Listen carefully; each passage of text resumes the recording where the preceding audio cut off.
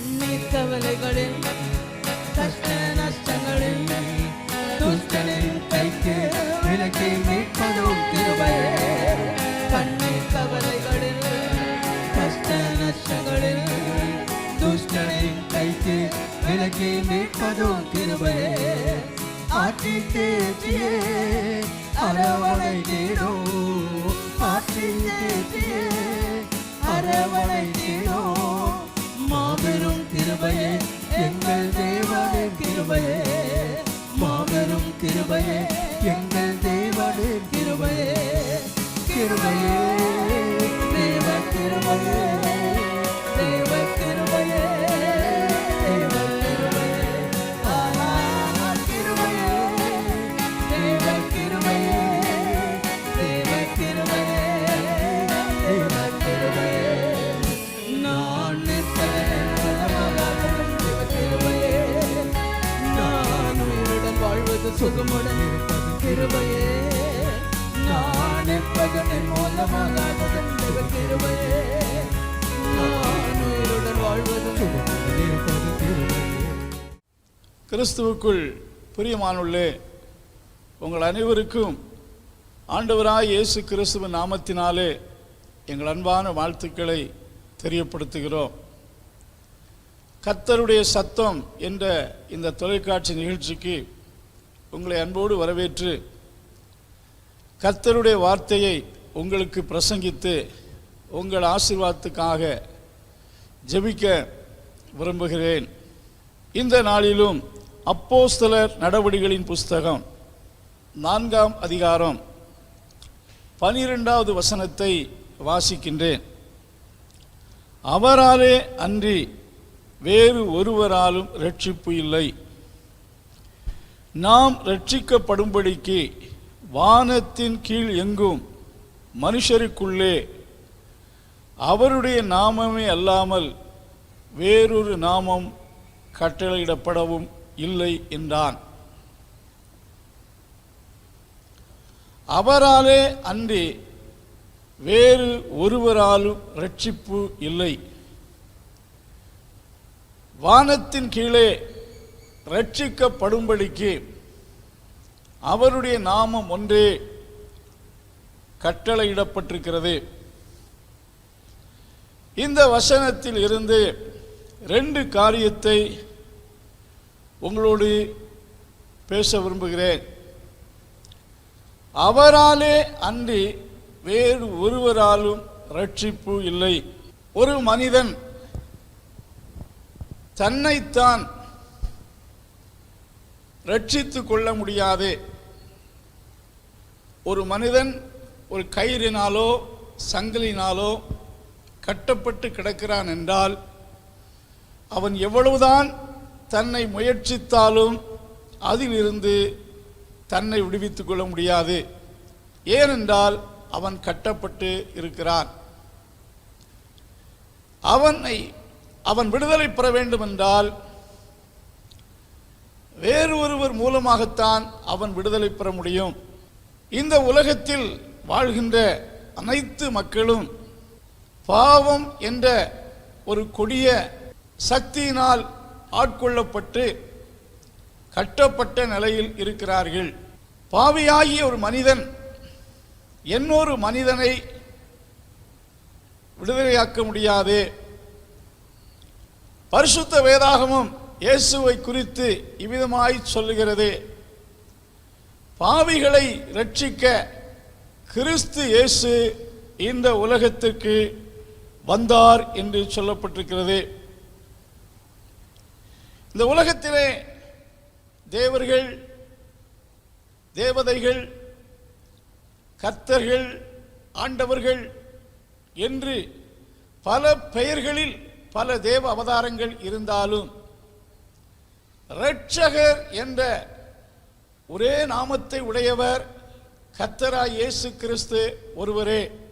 இயேசு கிறிஸ்துவுக்கு இரட்சகர் அல்லது மீட்பர் என்ற பெயர் கொடுக்கப்பட்டிருக்கிறது.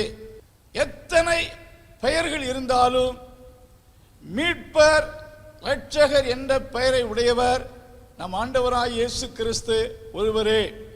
இயேசு கிறிஸ்து பிறக்கப் போவதற்கு முன்பாக தேவதூதன் தோன்றி மரியாளுக்கு சொல்லப்பட்ட ஒரு வார்த்தை, உன்னிடத்தில் உற்பத்தியாகி இருக்கிறது பரிசுத்த ஆவியினால் உண்டானது, நீ ஒரு குமாரனை பெறுவாய், அவருக்கு இயேசு என்று பெயரிட வேண்டும், ஏனென்றால் அவர் தமது ஜனங்களை பாவங்களில் இருந்து விடுவிப்பார். தேவதூதன் மரியாளை பார்த்து சொன்ன வார்த்தை, அவருக்கு இயேசு என்று பெயரிடுவாயாக. இயேசு என்றால் அவர் தமது ஜனங்களை பாவத்தின் பிடியில் இருந்து விடுவிப்பார் என்று சொல்லப்பட்டிருக்கிறது.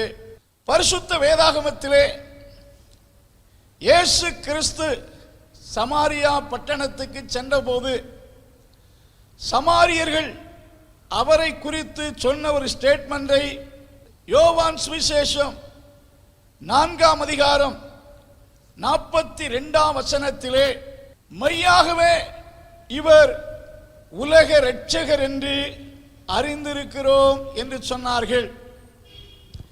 இயேசு சமாரியாவுக்கு நற்செய்தி அறிவிக்க சென்றிருக்கிறார்.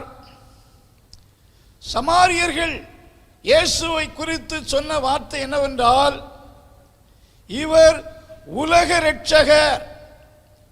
Jesus is the saviour of the world என்று சொல்லி உலக மீட்பர், உலக இரட்சகர் என்று அந்த சமாரியர்கள் சொல்வதை பார்க்கின்றோம்.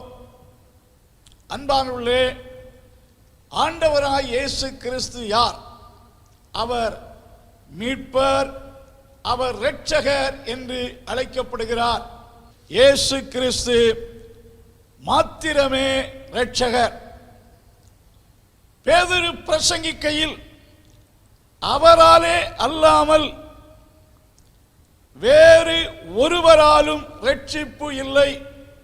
இரட்சிப்பை கொடுப்பதற்கு ஆண்டவர் எந்த மனிதனையும் ஏஜென்ட்டுகளாக நியமிக்கவில்லை. அவரே இரட்சகர். ஒருவன் ரட்சிக்கப்பட வேண்டும் என்றால் அவரிடத்தில் வர வேண்டும். அவர் யாருக்கெல்லாம் இரட்சகர்? கர்த்தருடைய வார்த்தை சொல்லுகிறது, வானத்தின் கீழ் எங்கும் உள்ள சகல மனிதர்களுக்கும். ரட்சிப்பு என்றால் என்ன?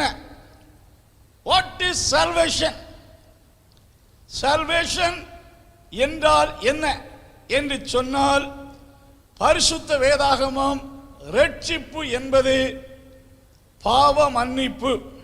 பாவம் மன்னிக்கப்படுதலைத்தான் ரட்சிப்பு என்று பரிசுத்த வேதாகமம் கூறுகிறது. இந்த உலகத்திலே பெரிய பெரிய மனிதர்கள் தோன்றினார்கள், அரிய பெரிய சாதனைகளை செய்து மறைந்து போனார்கள்.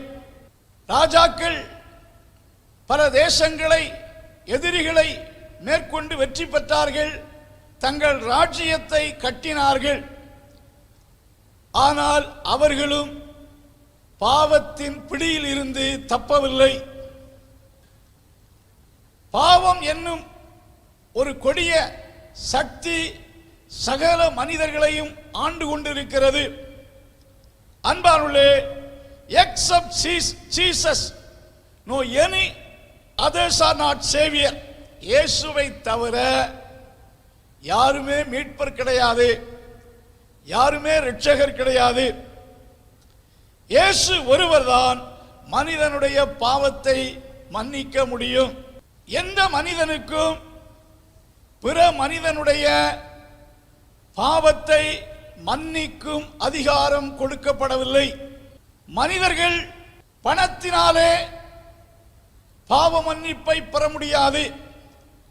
பணம் ஒருவேளை அவரவர் செய்த பாவத்தை தற்காலிகமாக மறைத்து வைக்க உதவலாம். அதிகாரங்களில் இருக்கிறவர்கள் தங்கள் அதிகாரங்களை பயன்படுத்தி தங்களுடைய தவறுகளையும் குற்றங்களையும் சில காலம் மூடி வைக்கலாம். ஆனாலும் தங்களை தாங்கள் ரட்சித்துக் கொள்ள முடியாது. பணத்தினாலோ அதிகாரத்தினாலோ மற்றும் நாம் செய்கிற எந்த புண்ணிய நற்கிரியினாலோ நம்முடைய பாவத்தை மன்னிக்க முடியாது. ஏனென்றால் ரட்சிப்பு கர்த்தருடைய ஈவு என்று பரிசுத்த வேதாகமத்தில் வாசிக்கிறோம். இயேசு கிறிஸ்து ஒருமுறை தன்னை சூழ்ந்திருந்த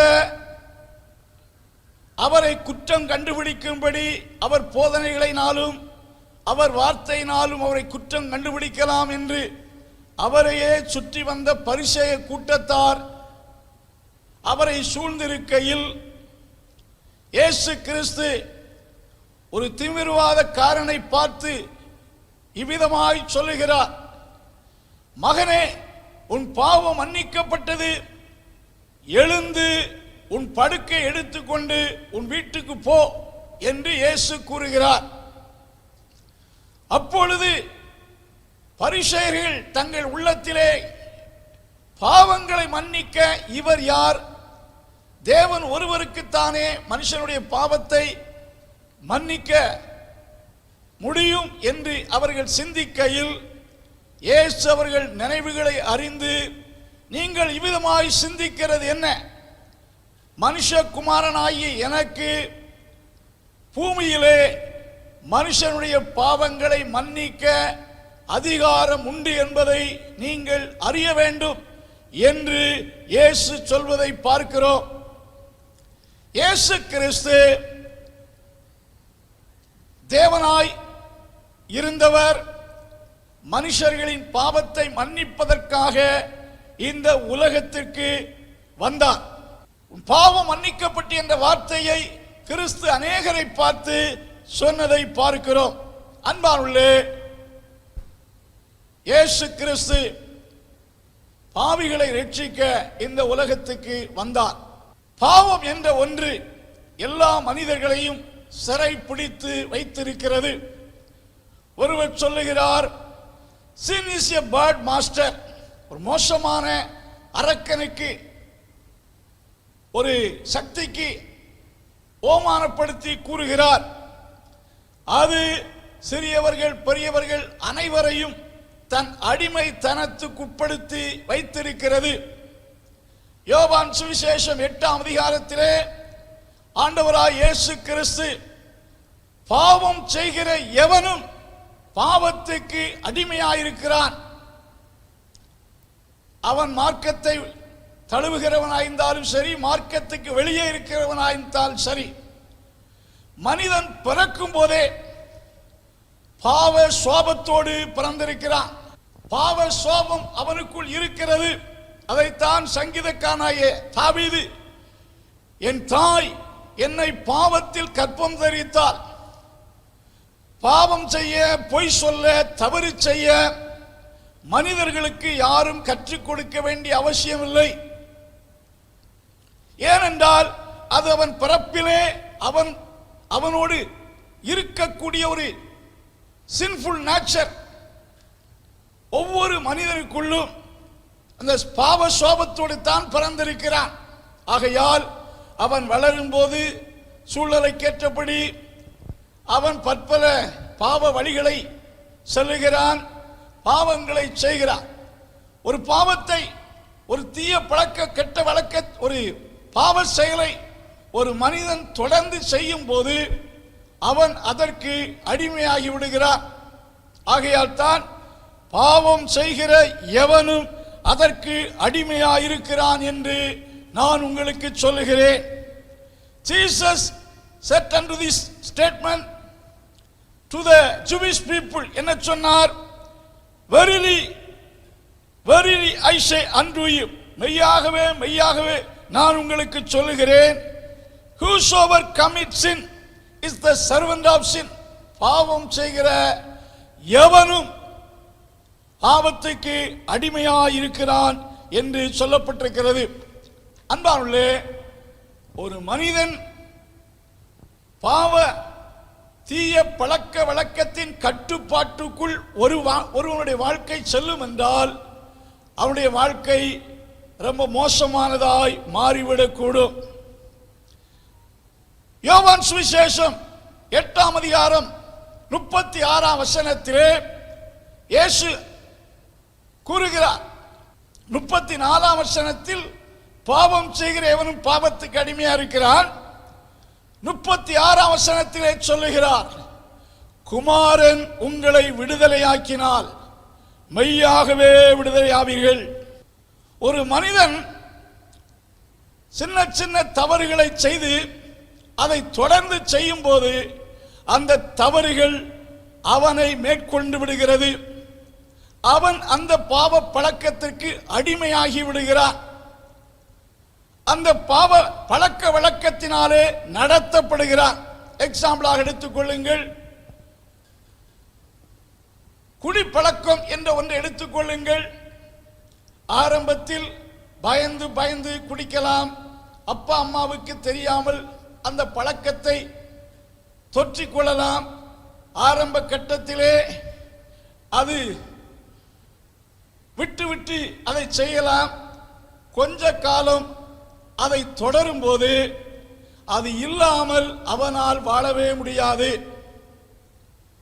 சாப்பாடு இல்லாமல் வாழ்ந்து விடலாம், குடிக்காமல் அவனால் வாழ முடியாது. இப்பொழுது அவன் அந்த குடி பழக்கத்திற்கு அடிமையாகிவிட்டான்.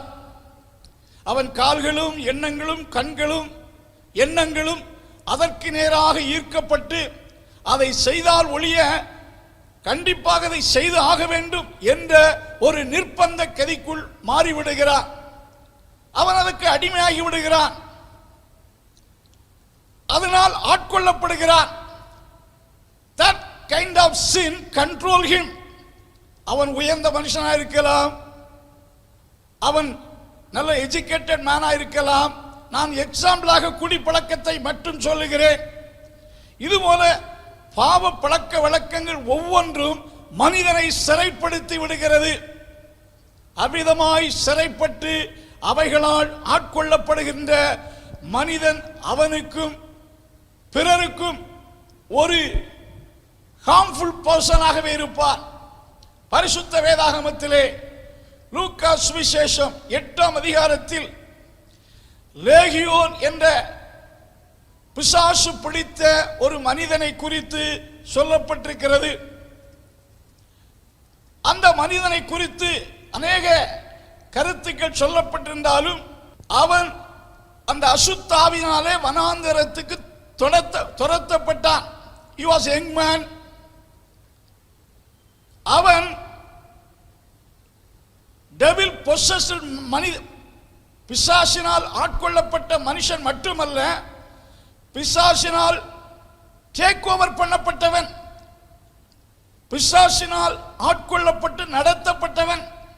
அவனை கட்டுப்படுத்த யாரால் முடியல. அவன் தன்னைத்தான் காயப்படுத்தினான். அவன் வழியே போகக்கூடிய வருகிற அத்தனை பேரையும் காயப்படுத்தினான். அன்கண்ட்ரோலபிள் மேனாக இருந்தான். அவன் பெற்றோருக்கு, அவன் ஊராருக்கு அவன் பெரிய கிரேட் நியூசன்ஸாக இருந்தான். அவருடைய வாழ்க்கை பாருங்கள். தன்னைத்தான் காயப்படுத்தினான். திடீரென்று தீயில் விழுவான், திடீரில் தண்ணீரில் விழுவான். அவன் வெளியே போகக்கூடிய மக்கள் மேல் கல்லறிவான். சங்கிலினால் கட்டப்பட்டிருந்தாலும் அநேகரை காயப்படுத்தினான். அவனுடைய வாழ்க்கையை பார்க்கும் போது ஸ்தோத்திரம், அவன் மிகவும் ஒரு மோசமான ஒரு நிலைக்குள் அவன் தள்ளப்பட்டான் என்பதை பார்க்கிறோம். அருமையான தேவனுடைய பிள்ளைகளே, கர்த்தருடைய வார்த்தை சொல்லுகிறது, உங்கள் சரீரத்தில் பாவம் ஆளாதிருப்பதாக. உங்கள் சரீரம் கிறிஸ்துவின் ஆலயமாயிருக்கிறது. சங்கீதக்காரனாகிய தாவீது 19ஆம் சங்கீதத்திலே, துணிகரமான பாவங்களுக்கு உமது அடியேனை விலக்கி காத்தருளும், அவைகள் என்னை ஆண்டு கொள்ள விட்டாதிரும், அப்பொழுது நான் பெரும் பாதகத்துக்கு நீங்களாயிருப்பேன் என்று கூறுகிறார். இந்த வசனத்திலே ஒரு மனிதன் பாவத்தின் கட்டுப்பாட்டுக்குள் இருப்பான் என்றால் அவன் பெரும் பாதகனாயிருப்பான், பெரிய ரவுடியாயிருப்பான், அநேகருக்கு அக்கிரமம் செய்கிறவனாயிருப்பான், குடும்பத்துக்கும் அநேகருக்கும் ஒரு நியூசன்ஸாக இருப்பான். அவனுடைய வாழ்க்கை மோசமானதாக இருக்கும். அவன் வாழ்க்கை அநேகருக்கு வேதனை உண்டாக்கக்கூடியதாக இருக்கக்கூடும். இந்த வாலிபனை பற்றிய தாய் தகப்பன் மனது எவ்விதமாய் வருந்தி இருக்கும்? ஏனென்றால் அவன் அந்த பிசாசினால் அடிமைப்படுத்தப்பட்டான். அதே போலத்தான் மனிதன் பாவ அடிமைத்தனத்துக்குள் இருக்கும் போது அவன் வாழ்க்கை கொடூரமானதாய் மாறக்கூடும். எப்போ என்ன செய்வான் என்று தெரியாது. ஒரு நிதானமற்றவனாயிருப்பான். அருமையானவர்களே, இப்படிப்பட்ட ஒரு பரிதாபமான நிலைக்குள் அவன் தள்ளப்படுவான். ஆகையால் தான் ஆண்டவராய் இயேசு கிறிஸ்து உலகத்தில் மக்களுக்கு மீட்பை கொடுக்க இந்த உலகத்திற்கு வந்தார். இயேசு ஒருவர்தான் அதை செய்ய முடியுமா? அவர் மட்டும்தான் செய்ய முடியும். ஏனென்றால் அவர் ஒருவர்தான் பரலோகத்தில் இருந்து உலகை மீட்க வந்த உலக மீட்பர். அவர் மட்டும்தான் அதை செய்ய முடியுமா? அவர் மட்டும்தான் செய்ய முடியும். அவர்தான் பாவம் இல்லாதவர், அவர்தான் பரிசுத்தர், அவர்தான் இந்த உலகை மீட்க வந்த உலக மீட்பர். ஆகையால் வேறு எங்க சென்றாலும் எதை செய்தாலும் நமக்கு மீட்பு கிடைக்காது. நாம் செய்த பாவத்துக்கு மன்னிப்பும் கிடைக்காது. நாம பிரசன்ட் வாழ்க்கையில் பாவத்தில் இருந்து விடுதலையும் கிடைக்காது. எந்த மார்க்கத்தில் நீங்கள் இருந்தாலும் சரி, எந்த தெய்வங்களை நீங்கள் பின்பற்றி சென்றாலும் சரி, உங்கள் பாவங்கள் மன்னிக்கப்பட்டு சமாதானம் அடைய வேண்டும் என்றால் இயேசு ஒருவர்தான் உங்களுக்கு அதை கொடுக்க முடியும். இந்த மீட்பை பெற்றுக்கொள்ள நாம் என்ன செய்ய வேண்டும்? ஆண்டவர் மனிதருக்கு கடினமான ஒன்றை வைக்கவில்லை. Salvation is the gift of God. நாம செய்கிற நல்ல கிரியையினாலோ நாம செய்கிற நல்ல கிரியைகளை பாராட்டி தேவன் கொடுக்கிற ரிவார்டு அல்ல. மனுக்குலத்தின் மீட்பின் கிரயம், இரட்சிப்பின் வேலை கல்வாரி சிலுவையில் கிறிஸ்து நிறைவேற்றினார். ஆகையால் மீட்கப்பட என்ன செய்ய வேண்டும்? கர்த்தராய் இயேசு கிறிஸ்துவை விசுவாசி, அப்பொழுது நீயும் உன் வீட்டாரும் ரட்சிக்கப்படுவீர்கள் என்று சொல்லி இந்த வார்த்தையை பிலிப்பு பட்டணத்தின் ஜெயிலில் நடு ராத்திரி அப்போஸ்தலனாகிய பவுல் பிரசங்கித்தார். அந்த வார்த்தையை அன்று இரவு விசுவாசித்த அந்த சிறைச்சாலை தலைவன் வீட்டார் அனைவரும் ரட்சிக்கப்பட்டார்கள். அங்கே இயேசுவை விசுவாசித்தார்கள். விசுவாசித்த அவர்களுக்கு அந்த நேரத்திலேயே மீட்பு உண்டாயிற்று. அந்த இரவோடு இரவாக அவர்கள் தேவனிடத்தில் விசுவாசம் உள்ளவர்களாகி மனமகிழ்ச்சி அடைந்தார்கள், ஞானஸ்நானம் எடுத்தார்கள் என்று சொல்லப்பட்டிருக்கிறது. அருமையானவர்களே, ரோமருக்கு நிருபம் 10ஆம் அதிகாரம் 9ஆம் வசனத்தை வாசித்து பார்க்கையில், கர்த்தராய் இயேசு கிறிஸ்துவை உன் வாயினால் அறிக்கையிட்டு தேவன் அவரை மரித்தோர்ந்து எழுப்பினார் என்று உன் இருதயத்தில் விசுவாசித்தால் ரட்சிக்கப்படுவாய். இன்றைக்கு அநேக ரட்சிக்கப்படாமல் இருக்க காரணம் என்ன? விசுவாசிக்கவில்லை. தேவன் கொடுக்கிற ரட்சிப்பை பெற்றுக்கொள்ள வேண்டும் என்ற கருசனை இல்லை. இப்பொழுதே ரட்சணியினால் தேவன் கொடுக்கிற இவ்வளவு பெரிதான ரட்சிப்பை குறித்து கவலையற்று இருப்போம் என்றால் தண்டனைக்கு எப்படி தப்பித்துக் கொள்வோம் என்று எபிரேயர் 2:4 வாசிக்கிறோம். அன்பானவர்களே, நம்முடைய பாவம் மன்னிக்கப்படாவிட்டால், unless our sins are forgiven by God, we cannot enter into the kingdom of God or heaven. நம்முடைய பாவம் மன்னிக்கப்படாவிட்டால் பரலோக ராஜ்யத்துக்கு போக முடியாது. நம்முடைய பாவம் மன்னிக்கப்படாவிட்டால் நமக்கு காட்ஸ் கண்டம்னேஷன், தேவனுடைய கோபாக்கினை என்னும் அந்த நரகத்திலிருந்து தப்ப முடியாது. ஆகையால் பரலோகத்துக்கு போக வேண்டுமா, நரகத்துக்கு தப்ப வேண்டுமா? இன்றே ரட்சணினால், இன்றே அனுக்கிரக காலம். நீங்க வேற ஒன்றும் செய்ய வேண்டாம். Believe Jesus. உங்கள் மீட்புக்கான விலை கிரயம் இயேசு கொடுத்து விட்டார். ரட்சிப்பு என்பது கர்த்தருடைய ஈவு. இன்றைக்கு என் பாவத்தை மன்னியும், இயேசுவே உம்மை விசுவாசிக்கிறேன் என்று விசுவாசிக்கிற ஒவ்வொருவருக்கும் கிறிஸ்துவால் ரட்சிப்பு கொடுக்கப்படுகிறது. இது உண்மை. இந்த சத்தியத்தை உணர்ந்து இன்றைக்கு கிறிஸ்துவை நோக்கி பாருங்கள். அப்பொழுது அவர் உங்களை விடுவிப்பார். உங்களுக்கு சமாதானம் கிடைக்கும். ரட்சிக்கப்பட்ட நாளில் இருந்து உங்கள் வாழ்க்கை ஒரு புது வாழ்க்கையாக மாறும். கர்த்தர் இந்த வார்த்தையினால் உங்களை ஆசீர்வதிப்பாராக.